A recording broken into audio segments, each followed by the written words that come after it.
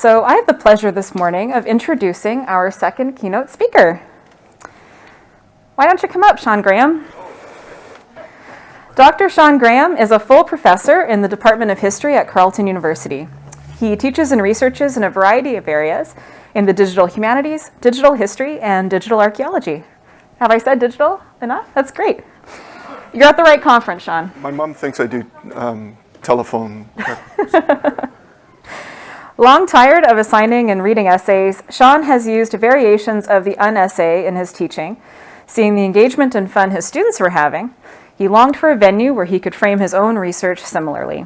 Not finding one, he set out to build one in 2017. Epoiesen is the result and has since published the work of a variety of people, from undergraduates to senior academics to members of the public. So please join me in welcoming Shawn Graham to Access 2022. Thank you. Thanks, everybody. Turns out tech is hard, and the short URL on my title slide does not, in fact, work. It's a total fake out. But if you would like a copy of these slides for your very own self, just go to shawngraham.github.io/talks. So thank you, everybody. Thank you for masking as well. I appreciate that. To my mind, masking is an EDI and an accessibility issue. This conference is called Access, after all. I am embarrassed that my university put me in the position of having to ask you to mask. But that's not why we're here. This morning you're here to hear about making Epoiesen. How hard could it really be? Turns out the more I thought about it and created these slides, it turned out that a better subtitle would have been how I came to set up a journal that reflects how I think scholarship ought to be done. And I'd like to just say at the outset an enormous thank you to Pat Moore and John McGilvery and McCodrum Library for supporting this weird experiment in the first place. It could not have happened without you. So I'm here because of that, but I'm also here because I screw up in public a lot. If you enjoy that sort of thing, you're in for a treat. It could be an inspirational sort of thing, or it could be a cautionary tale of disaster. It could go either way. I meant to set my timer up so I could figure out how long I was talking, because nobody wants to hear somebody go off over long, but I screwed that up. So here we go. Epoiesen. It's fun. Nobody can pronounce it. I don't know if I'm pronouncing it correctly. It's ancient Greek. Could go anyway. It is the third person singular aorist active indicative of poeo. Poeo, the root for poetry, poems. Does a lot of heavy lifting. You see it here on this black figure, Padre Nikosthenes Epoiesen, sort of a boast. Hey, I made this. Could be just a maker's mark. Hey, I like that stuff that Nikosthenes makes, but it's often has a lot more context. I'm using it in the sense of made, but it really has several meanings. It can be created, produced, postulated, solved, wrote, composed, invented, caused, procured, celebrated, considered, prepared, played, acted, pretend. So, I like that. You should always have a backing track when you're doing word definitions. So my ancient Greek's pretty rusty, and I should also give you a big dollop of salt. I am not to be trusted in anything I have to say concerning technology, publishing, whatever, because I am the kid, and if you've taught, you know this kid. I am the kid who thought the assignment that their professor had given them was stupid. And so I wrote the essay to dig them in. The assignment, picture it, Introduction to Etruscans class, 1995.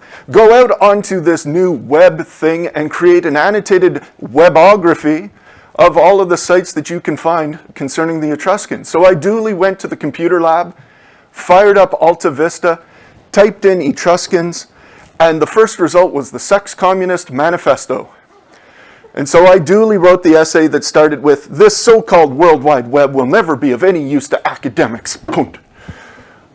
So I eat a lot of crow, but You know, when everybody else was getting rich in the first .com boom, I could have been a contender. But no, I was writing snotty essays like that. So you should not trust anything I have to say. So here's the structure for today. I need to give you a sense of where I'm coming from, where I got to, because from those strands I think you'll see where Epoiesen is trying to go. And where that's trying to go is Calvin Ball for academics. So that is the structure, that is the plan. So part one, my screen ratios are kind of messed up. At the bottom of this lovely image of trees is a road, sort of a visual metaphor. Yeah? No? Okay. I appreciate it. It's early in the morning. Where I'm coming from is the bush, northwest of Ottawa. Well, it's more farm country, but whatever. And we had a Commodore 64. We were one of the lucky people. My brothers and I had saved up money from doing extra chores, and we were able to purchase a Commodore 64. Shortly after that, the Western Quebec School Board gave each school in the board about 5 or 6 Commodore 64s, and it was amazing. There was the Broderbund print shop on this computer, and I had it at home too. And so I started playing with it, and I wanted, hey, I'm going to set up a school newspaper, and I was the editor and the lead writer and the communications guy and all these different jobs, and I dragooned my friends into it, and we published one issue of the Jailbird Press. Clearly I had views even then, and then Mrs. Richardson confiscated everything, and that was the end of that experiment. In the 1980s, it's a very common origin story for people in the digital humanities, especially white bald guys who are in their late 40s. We all had the Commodore 64, and I enjoyed playing with it. We would copy in programs from magazines in the back with my one brother reading the code and the other brother typing it as fast as we could and the third brother getting snacks. And I had this sense of the playful capability of computing early on, and I loved games and so on. But then I went to high school and I went to university, and I internalized this really conservative sense of what computing could be. I was all about the paper, right? I was all about the card catalog. I certainly was not about this web business. But then, like in grad school, the web is becoming really super important, and yet I'm still not making it connect with my official serious persona. I did try my hand I had this vision of a popular archaeology magazine. My background's archaeology. I had this vision of a popular archaeology magazine because in the Netscape browser you can make things, and that lasted all of about 2 weeks. So, I mean, I have this sense of possibility and doing things, but then I also have this other sense of proprietary and the proper way of doing things, and the two things always collided. And, that's a problem. Where I got to is what this slide is meant to say. It's kind of cut off, and the little red thing says for hire. Where I got to was unemployed for the most part. I went to grad school overseas, came back without any sort of network, but I was Ottawa's only expert in stamped Roman bricks. Eastern Canada's only expert in stamped Roman bricks. And not just any stamped Roman bricks, but stamped Roman bricks from the Tiber Valley upstream from Rome on the East Bank in the Sabina, mostly around Forum Novum. Employability. But it was a very conservative sort of field, is brick stampology. I came back to Canada, tail between my legs, unemployed, unemployable, and I ended up being a long-term supply teacher at a high school up in the bush.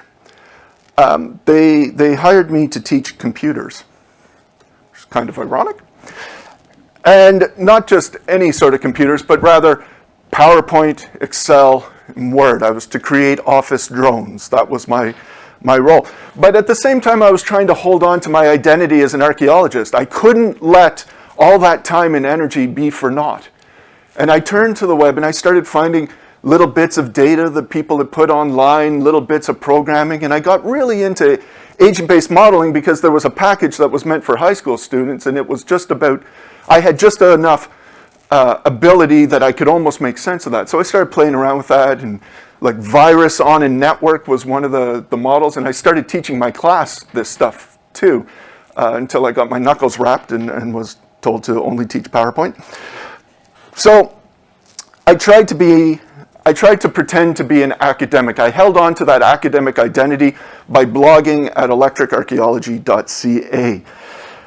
And then in 2010, there was a job advertisement at Carleton. I've only ever had 2 job interviews, one in 2004, the other one in 2010 for academic jobs. And it turned out that bit of blogging that I was doing, that little bit of digital ABM stuff, was sufficient to make me a digital humanist. You know that video clip where the guy from the 1950s jumps over the pommel horse, gets the gold medal, versus Simone Biles doing all this crap to get the gold medal? I would hate to be up against anybody applying for a DH job in 2022 with what I could do in 2010, because I'd be laughed out of the room. So things changed.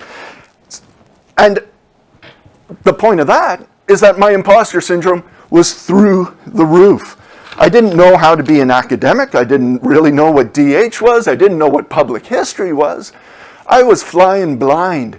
And I put together a little project right out of the gate, because I needed to have something, using the Ushahidi crowdsourcing platform for crisis management, but repurposed towards intangible cultural heritage. And it was great. It had all sorts of bells and whistles. But one thing that it also had were security issues. And it turns out you should read the security updates. This I did not know. And I lost the entire project in spectacular public fashion when it started soliciting Viagra and Nigerian princes and dates with hot girls in a city near you. This was bad.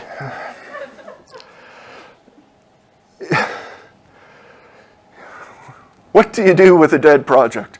Well, you put the best gloss on it you can. Version 2.0 is coming out with a more effective infrastructure. Stay tuned. We had all of these wonderful successes. But you have to remember, I was an imposter. And the only habits that I had were those habits that I developed in my years in the academic wilderness between grad school in 99 to 2000 and 2002 to 2010. So I laid it all out there on the web, on Electric Archaeology, putting out exactly all of the things that I screwed up and what went wrong. And damned if that wasn't the most read thing that I have ever written, I think. Well, I learned a couple of lessons from that. You know, one of the most interesting things about Heritage Crowd was it wasn't its history or its historical successes, such as they were, that mattered, but it was the process. And I learned a lot about hosting platforms of various kinds, DIY. And at first I thought the lesson was, hey, I screwed up publicly, so you can too. And I encourage my students to blog and have that experience. And this was on the eve of Gamergate. Gamergate, when the advanced guards of the 2016 and all that is shitty in the world first emerged. Extremely dangerous. The real lesson, and it took me a while to learn this, was that being a white guy on the internet means having the privilege of screwing up in public. Fortunately, nothing happened to my gang, but you know, we learn to ride a bicycle by falling off the damn bike, right? So, and when you learn to ride a bicycle, there's somebody there who helps you take the fall. And the real lesson, and it took me a while to figure this one out, is that the privilege of being a white guy on the internet is to take the hit so that others don't have to make it safe for other people to admit something went wrong, or that you really were trying to do this, but this happened, right? You don't see academic articles like that. But isn't that how academic work is supposed to happen, iterating towards better solutions? I don't know. No, I told you, you know, I don't know what I'm doing at any given time. So let's consider the rules, right? Let's talk about the rules of being an academic. Calvin Ball has no rules. The players make up their own rules as they go along. So no Calvin Ball game is like any other, tells us the Calvin and Hobbes wiki. So I'm suggesting that maybe academia could be more like Calvin Ball if we let it. But if we can make up our own rules, do we have to make up rules as shitty as these ones, right? So the rules for students. You write the midterm, you write the essay for an audience of 0 that nobody's going to read. You know that nobody's going to read the damn thing. There's 60 of you in the classroom. There's only one prof. You barf it all out for the final. You rinse and you repeat. The rules for academics, very much the same thing. You submit, you placate reviewer 2, you end up with that card designed by Homer Simpson. You're lucky, you might be able to publish it. You rinse, repeat. And then you sign away your copyright, you let your institution buy the research back, you rinse, repeat. You know, in a study of 40 years worth of papers in science and technology studies, Wolfgang Kaltenbrunner, Kian Birch, Sted van Leeuwen, and Maria Amicus-Tegui, they noticed they're able to track increasing homogenization of article types, of discourses and structures for framing the argument. They argue that original, critical, or otherwise inspiring work is disappearing, right? The diversity in our approaches is declining because of these rules that we have, because of this game that we are playing. This is not a fun game, right? It's a bit like when you have a conversation with somebody and you realize that they're only stopping talking long enough so that they can figure out what to say next. They don't actually hear you. Right? If you ever look yourself up on Google Scholar and see how people are citing your work, not that I've ever done that, you realize that you're just there to pad out the literature. Nobody is actually engaging with your stuff. We produce lots of data and very little wisdom. This is not a fun game. Well, what do games teach? Well, games only teach how to play the game, right? A few years ago, tired of people reading our work in simulation on Roman economic history. I mean, that's a great read. If you ever are looking for a fun time, read some Roman economic history. Tom Bruffmans, Isa Romanowska, and I, we tried to redo our digital work in agent simulation as a paper computer, as a board game. We've all played board games, right? There's always house rules. You either didn't read or understand the rules in the first place. New rules evolve. You find new ways of playing the game that make it even better. Well, what you're doing with that when you do that is you're critically engaging with the simulation. You are critiquing the code. Tom and Isa and I have published simulations. We've published the code. It's literate programming. It's well commented out. It's in Jupyter notebooks. You can rerun it. You can redo it. Nobody ever looks at that. But when you play a game, you learn those rules, you play them, you critique it, you make better rules. And so we built Forum, Trade Empires of Rome, available in all good stores now, to try and get that kind of critical engagement, right? Like Calvin Ball, you change them as you go. So to bring this back around to publishing, I love the, Janeway, Open Library of the Humanities, Pressbooks, whatever. All these things are really super cool, but for the most part, Pressbooks a bit different. For the most part, it's just skeuomorphic representations of pieces of paper. In 2022, can't we be doing more? Can't we be doing something better? I freaking hate PDFs. I goddamn loathe them. Give me hallelujah! I have astigmatism in both eyes. I can't read on the damn computer screen. The screen isn't formatted. I had to buy a goddamn iPad just so that I could read it. Still can't read the damn things. I end up printing them out anyway. Why are we bothering? We've got these magical machines that could do anything, and this is what we choose to do? Let me calm down. Not that long ago, archaeologist Sarah Perry, who's now Director of Education and Research Outreach, all these wonderful things at the Museum of London Archaeology Service, introduced archaeologists to the work of political theorist Jane Bennett on the idea of enchantment. Enchantment is a subjunctive. It is a mood. It is things might be other than they are. It's a sense of openness to the unusual, the captivating, and the disturbing in everyday life. In archaeology literature, there is a strong sense of eat your Wheaties when we're talking to the public. It's all about this is good for you. Or alternatively, it's a crisis. Oh my God, they're putting through a new road. We got to dig it all now. It's good for you. And she says this is losing the battle. In archaeology, we're losing the battle to pseudo-archaeologists who can tell these wonderful stories about space aliens and Lemurians and different things happening, while people who read archaeology read, the soil in matrix 425 was 4YR and was composed only of, like, that's fine where it goes, but it's not enchanting, it's not outreach. So Sarah introduces the idea of enchantment. And I love this idea. And I have to admit, I came to Sarah's piece, it was published in 2019, well after Epoiesen was underway, but I recognize that what she is describing is really the phrase, the word to describe what I want for myself, for my students, for the people who read this work, for academia in general. We don't choose to spend our lives doing things that are awful if we have any other choice. Why can't we find the enchantment in that? So I knew that I didn't want to recreate pieces of paper. I mean, seems like a lack of imagination. I'd like to bring the work of the moral philosopher Terry Pratchett into the conversation now.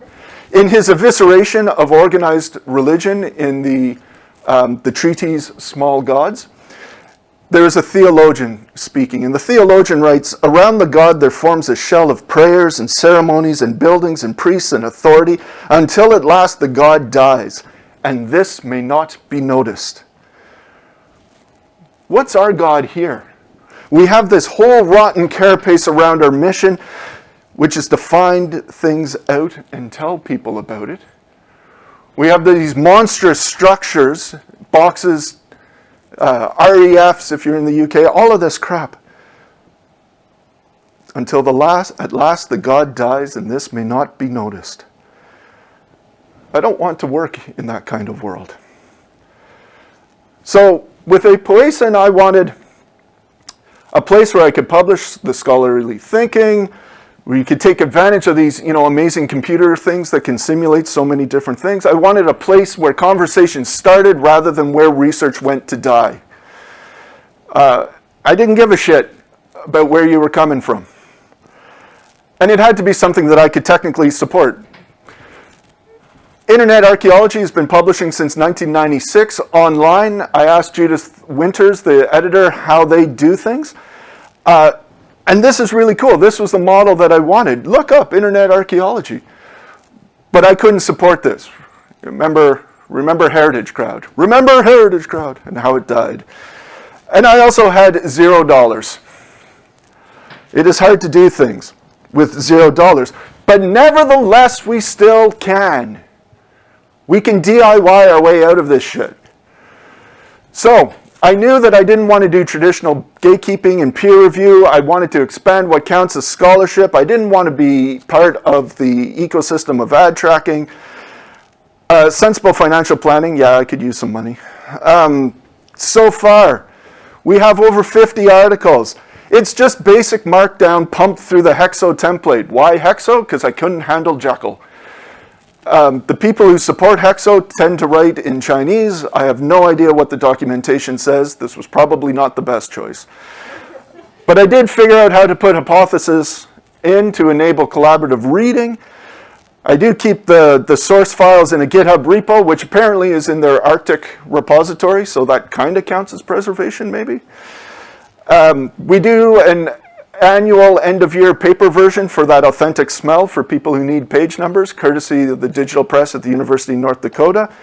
I can never remember what Compute Canada calls itself now, but this summer with the library we moved it there and it's existing through their good gracious. We do not charge article processing charges. This is part of my service, I believe, but I will gladly accept tips. I'd like to hire some grad students to give them some training, because it turns out it is very difficult to run a journal when you are a one-man band who is not the most consistent of writers and formatters. I could use a copy editor. Be nice to have a programmer. We could expand the kinds of things that we could do. A designer would be good. More respondents. This is actually critical. I want peer review to be the start of a conversation. So I don't ask people to peer review. Stuff comes in, we look at it and make the call on whether or not we're going to do it, and then we work with the writer to realize that vision. And then we ask people to respond to it in the spirit of yes and. So I don't want gatekeeping. I want this to be the start of something. I'd like to have at least 2 for each piece. I've got at least 1 for most pieces, but I mean, if you're looking for something to do, people. Whoops, wrong button. Finally, just to wind things up, I realize you can't, you have no hope in hell of actually reading these. It's way too small. But this is a series of tweets by Ernesto Priego, who's the editor of Comics Grid, an open access journal hosted on the Open Library of the Humanities. And he's writing in this British context about delinking article processing charges from the rest of this whole enterprise. And he says, we have to recover our means of production. Well, we can do that. Epoiesen is not technically sophisticated. I am not technically sophisticated. I have been making shit up every day since 2010 as I try to imposter my way through this job. They haven't fired me yet, but it's a close run thing, I'm sure. So I just want to leave you with this. Be the Calvin Ball you want to see in the world. That is all. Thank you.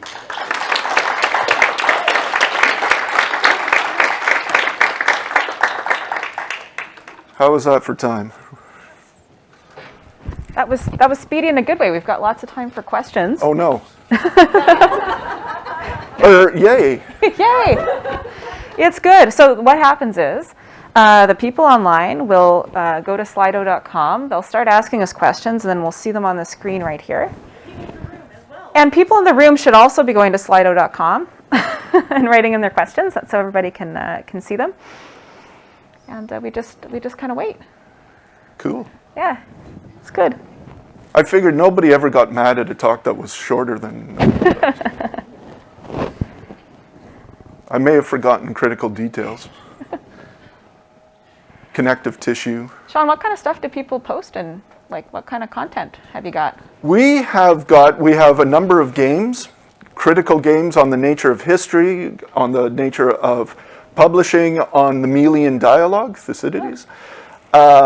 We have very powerful visual essays on the nature of medical photography in the early 20th century, on the construction of disability in the First World War, a visual essay using the mural, getmural.io, visual storytelling platform that we integrated into Epoiesen, a rumination on the hauntology of objects. We have some poetry. We have a wonderful piece by a student from Nunavut here at Carleton who created and recreated her grandmother's parka as a work of textile history, but also thinking through questions of identity and the relationship with disease in the north and Canada's response in the 50s and 60s. Tremendously powerful thing. We have there's a reflection on how she came to be a classicist in dialogue with the writings of Richard Burton. So a series of time-lapse drawings and narrative that go with that. There's a lot of different stuff. Epoiesen, epoiesen.carleton.ca. That's fantastic. Thank you. We've got some questions here. So how do you convince colleagues, Shawn, in the Academy that these new paradigms are good?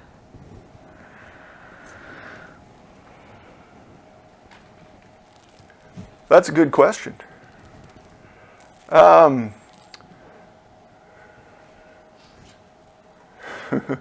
I suppose there's a sensible answer and then there's a snarky answer. I don't try to convince people that they are good. I simply do it and let it exist or not. The work is cited. It is discussed in other journals.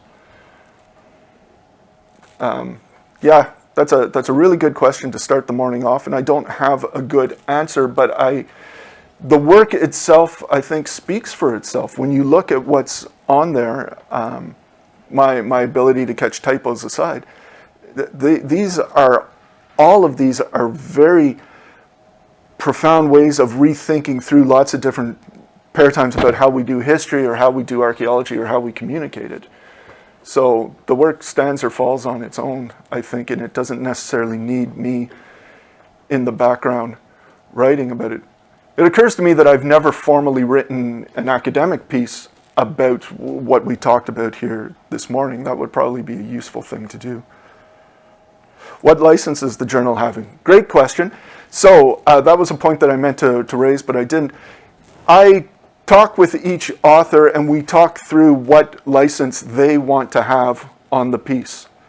Some authors want the copyright, there's one or two who've gone for full public domain, there's lots of variations on Creative Commons. We do ask authors to give us a permission to reproduce in paper, but the licensing and the copyright remains with the author entirely. Got a highlighted question here. I'm tempted to ask, what are the rules for changing the rules? Do you faint on one front and then advance somewhere else? How do you engage with the occupiers? Geez, that suggests that I have a long-term strategy. I'm more of a tactical kind of guy.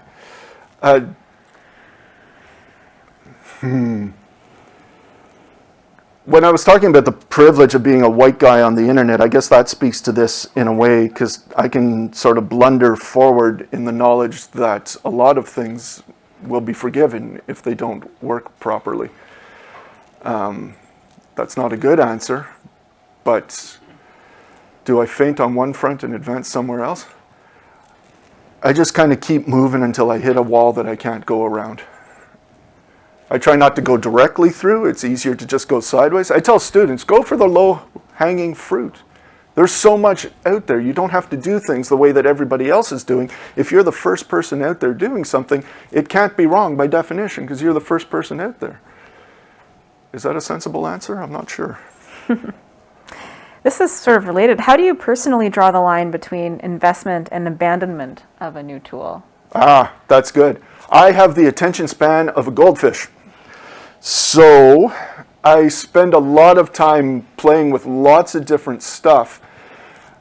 And then, I don't know, sometimes there's this feeling you get that there's legs to something, that if you keep pushing it, it's going to go somewhere really good. I had a friend who used to, whenever she was confronted with major decisions about anything in academia, she used to do the stomach test. So she would lie back on her bed, put her hands on her stomach, and think of the different options, and whichever one made her less sick, that's what she would go after. A variation on that then, when I'm playing with these different tools, is that sense of, is there something here? And that is what I like to go, how I guide things. Really, I am not a model. Except maybe in don't do that. But Well, speaking of that, another question, any plans to document how other academics can use the same processes or tools to create their own Epoiesen? I should do that. I really need to do that. I really need to lay this all down. I haven't done that. It's just one of those things on the list that keeps getting shunted further down. But I mean, it's not, conceptually, it's not that hard. It's just a friggin' blog framework. I couldn't get Jekyll to work. Jekyll was all the rage at one point. I could not get that friggin' thing. It was such a stupid platform to use. Hated it. But I could make Hexo work. But I mean, the same could be achieved in careful use of WordPress, although WordPress' new Gutenberg editor thing just kind of killed any usefulness WordPress held for me. But I absolutely need to document this better. So we've got some library-related questions, good for this crowd. How was your experience with the library? Absolutely friggin' gold. I can't say enough good things about Macodrum Library, the support they've offered, and sometimes technically they created a bit of server space and exposed it to the world. as long as I promise not to break anything. I once took down opencontext.org by pinging it, and I had a class with some malformed wget requests at the Provincial Archives of Quebec on an open folder that caused any amount of chaos. So I promised not to break anything. But the library, Pat Moore has been a wonderful supporter and sounding board. John McKilvery answered my technical questions when we were getting everything set up. And then Val Critchley and different folks over this past summer as we migrated it to Cameron, lots of people, as we migrated it, that's hard to say, to the new, what's Compute Canada called now, sorry? Digital Alliance? Or anyways, I had tried to set something up on Compute Canada for agent modeling years ago and failed because I couldn't navigate the process. But this summer, the library were really, really great about helping that process. So, yeah, libraries should be where our publishing is happening in academia. Screw Elsevier, screw all the rest of it. I want to see more libraries taking the lead. And I know that's easy for me to say. I'm a faculty member, and I don't deal with the realities of every day and the pressures and the competing things. But libraries are the heart and soul. So can you please comment on the preservation aspect, and what is your expectation for the support from the library when it comes to preservation? Yeah, so you'll remember that preservation was under my list of fails because I started this without a preservation strategy. You're not the only one. It happens. Yeah.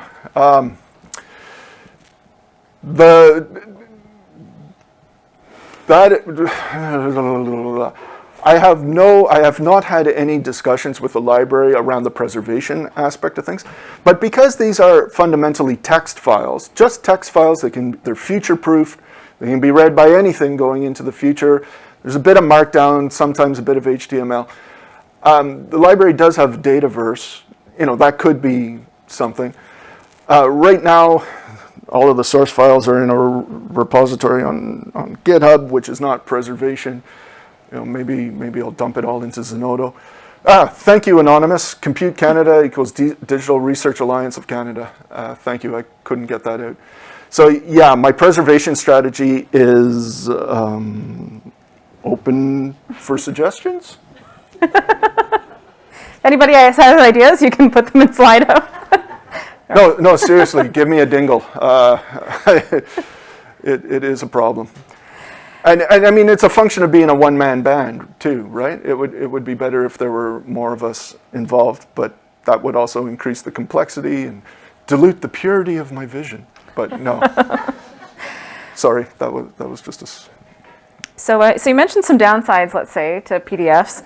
Do you prefer Markdown? Tell us about Hell yeah. formats. Yeah, okay.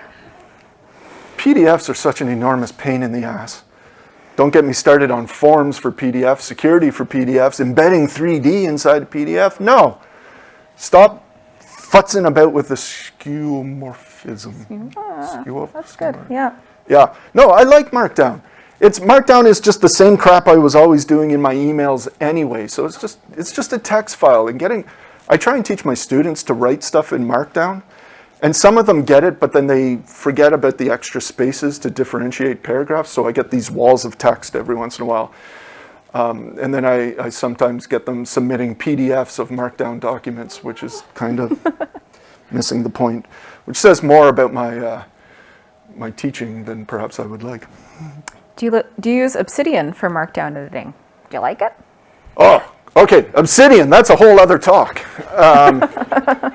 Which I did for the Digital Humanities Toolbox, a fantastic series from the University of Ottawa, which I highly recommend. So I do have a talk online about using Obsidian.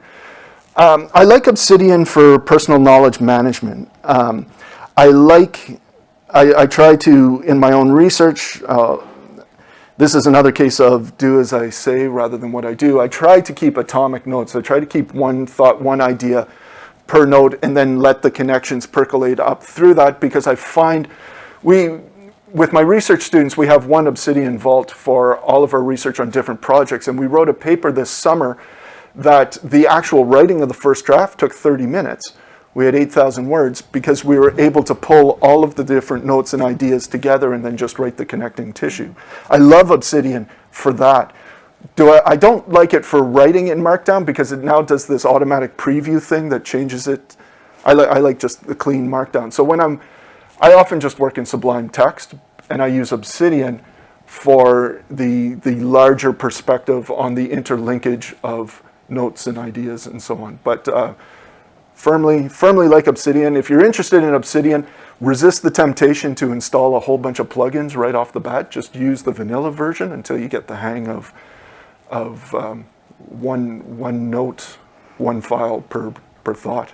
Can I ask maybe like a pedagogical question maybe, but you spend a lot of time with students teaching them how to use all these various tools. Yep. Sorry, I'm going to take a picture of that suggestion. Yeah, that's a good suggestion. Look at me doing things wrong. There we go. Good one. Thank you, Anonymous. That's a great idea. Sorry. How do you teach the people how to use all these technologies? How does that work? And how do you go from a place where students have possibly very different tech backgrounds to kind of moving them along, learning how to use these tools? Yeah. So I'm teaching history students in the first place, right? I teach several classes that always have digital history in the title. I had a student once at week 9 of a 13-week program say, sir, if I wanted digital stuff, I wouldn't have studied computer or history. I'm like, but it says digital in the title. What did you expect was going to happen? So there's a lot of conservatism, small c conservatism about what scholarship can look like. And I mean, I've been there. I recounted, I was that same way. And a lot of it is fear of breaking the rules, and they spend a lot of time trying to suss out what the secret curriculum is, what I'm actually after. He can't possibly really want me to talk about things that break, right? And he can't really mean that he just wants a couple of bullet points in a markdown document. That this must really mean an essay. I will write an essay. So getting that trust. So I spend a lot of time trying to torpedo my own authority in the class and to foster a kind of playfulness, the idea that it is safe to fail, that what I am really after is the process. So over the last few years, I haven't taught face-to-face. I've taught asynchronously online using Discord to handle the social interaction of the class, but using a series of weekly tutorials with 1 or 2 major tech things, and what it is that I want them to submit are log files of all of the things that broke, all of the error messages, screenshots, this sort of thing. And then periodically we tie that together with sort of reflective pieces. And I give very copious feedback on that, so this is very labor intensive. And then the next time they have to demonstrate that they've acted on the feedback. So that's what the instructions are. So it seems to work for a large proportion of students. It doesn't work for everybody. Computer science students hate it when I get them coming because I keep asking them to think through what does this imply for history. They're like, well, I was able to do the tutorial. Shouldn't I get the A? And I'm like, no, that's not the point. If this was not challenging for you, it's actually an explicit thing. If this is not challenging for you, push yourself to the next level and then come back and tell the rest of us how to do that. So, everybody comes to these classes of mine with different levels of technical ability. So it's never about your technical ability. It's about your ability to change. And that's what I'm after. Fantastic. And students hate that because it screws with the rules of being a student, right? Woe unto him who breaks the rules. Sorry. That's okay. Just taking another glance at Slido. This is your moment, folks. The comment that I took the photo of was a contribution by somebody on how to preserve a lot of what this is, in featuring work files. And yeah, I completely forgot about work files. I work with Ian Milligan on a couple of different things. You'd think I would remember web archiving and that sort of stuff, but no, totally forgot. So that was a really good suggestion. Thank you. Okay, well, I think that's all the questions. Thank you so much, Shawn, for being with us this morning. Thank you all for listening to my nonsense.